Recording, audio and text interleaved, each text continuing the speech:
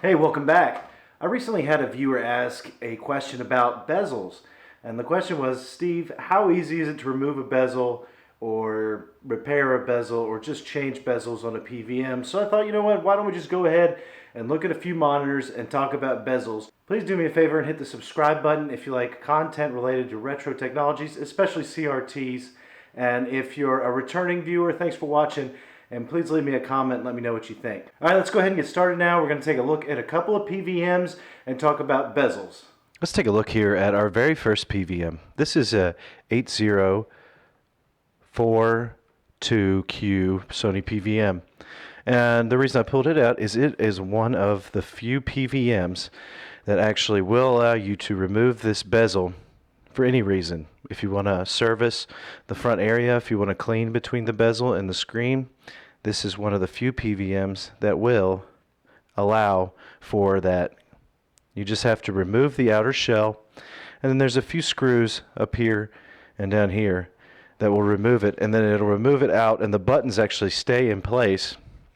But I wanted to let everybody see, I'm not going to take the bezel off this one because you have to take the shell off, but this one is one of the very few that all you have to do is remove this shell and remove a couple of screws and inputs, and you can get this bezel off relatively easy. And that goes for any real 8-inch Sony PVM.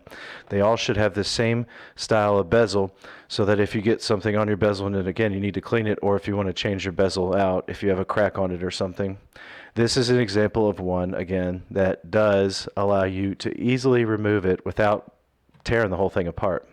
Here we have our second monitor. Many of you may just recognize this immediately from looking at it. This is a 20L5. So the 20L5 and the 14L5, and actually the 20L4 and the 14L4, if you ever see those. I don't see those as often, but if you happen to run into those have a removable bezel too. This is actually the easiest bezel to remove from any PVM that was pretty much ever made. It just has 4 screws, 2 in each side, and then you can just simply pop and pull the entire bezel off. Now you want to be careful because there are some connection points, and you do have a button over here that will come out, but pretty much all you have to do is remove that. And see my button, I don't want to lose my button over here. And then all your cables are up at the top of your bezel. So see, that's pretty much it right there. So you've got some cables under here to control your buttons, and this is my LED light in the front, which came down off the connector. But that's pretty much it. And this is really nice because then you can get in here and clean along the edges of your tube, or get in there and again, maybe if you needed to add some kind of purity magnet easily behind here, you could try to. I wouldn't really recommend trying to do that on the front of the tube, but if you ever do need to clean it, that's a very convenient and easy way to get that cleaned. Well, since that was so easy, you'd figure changing or just removing the bezel on other PVMs would probably be pretty simple, right? Well, unfortunately, no. It's terribly difficult for every other PVM than basically the two model lines we talked about just a minute ago. So you've got those L series, but see this one right here that I'm touching is actually a 20L2. It's got the older style of design that's more the medical unit that was popular throughout the entire 90s. And next to it is an Olympus, but this is a 20M2 for the most part. And these are going to represent the main amount of PVMs that you'll see nowadays. And these are very difficult to get any kind of a bezel off, or to get the bezel off just a little bit to clean around your screen. And let's go look at kind of a tore down version of one of these monitors to explain a little bit more on why. So again, here we're looking at a pretty common design. This is a 1351Q Sony PVM, but it will look exactly the same as pretty much every other 450 to 600 TV line monitor that's 14 or 20 inches from this time period that doesn't accept higher multi-formats or isn't 8 inches. So this format, you could see there's no way to get this bezel off from the front like the other ways had screws in the side. Let's turn it around now and we'll take a look at the setup So here we are behind this monitor, and again, everything is stuck in here, and you can see there's no screws on the side or anything. So what you have to literally do is take this monitor completely apart. Let me flip it down and I'll show you some more.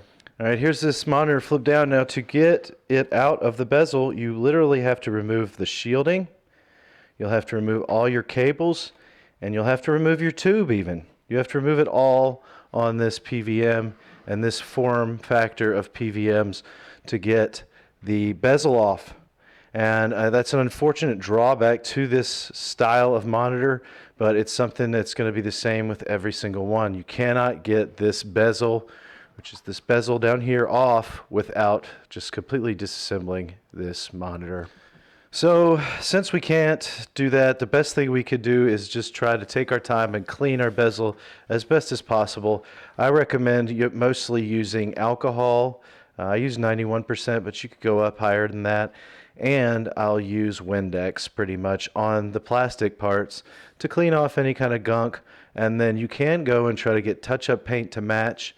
You could sand the outer layer on and repaint it. But most of the time you're going to be stuck with just a couple scuffs generally on these bezels, and it's not really anything to worry about because it doesn't obviously impact your performance at all. It's just all cosmetic. And so if you're really concerned with bezels, make sure the one monitor that you're looking at to buy has a good bezel to begin with, because it's honestly something that doesn't come available. The parts don't come available very often for these bezels unless somebody breaks a monitor and then they have scrap parts. And even if they do come available, it is an extremely lengthy process to actually go in and just change a bezel. It's actually one of the biggest projects you'll probably ever do on a PVM, way harder than just replacing capacitors or cleaning or anything. Well, thanks again, everybody, for watching this short video. I do want to let you know that I've decided to do PlayStation 1 games for the pre-auction that's coming up this Friday, May 3rd. Now, that pre-auction will be starting at 8 p.m. Eastern Standard Time, just like it did last Friday.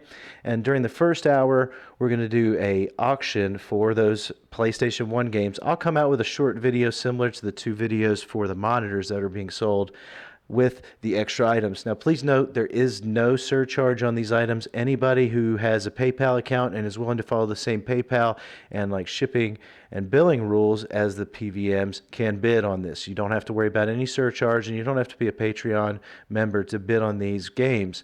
My plan is to have these games at pretty much cost on what I had for them, so this is a really good opportunity maybe to pick up some classic PlayStation 1 titles and also have some fun and get involved in the live chat while we're doing it. Well, that's it. I really hope I get to see you this Friday, and please hit that bell notification if you want to make sure you catch up with every video that comes out on Retro Tech. I'll see you next time, and have a wonderful day.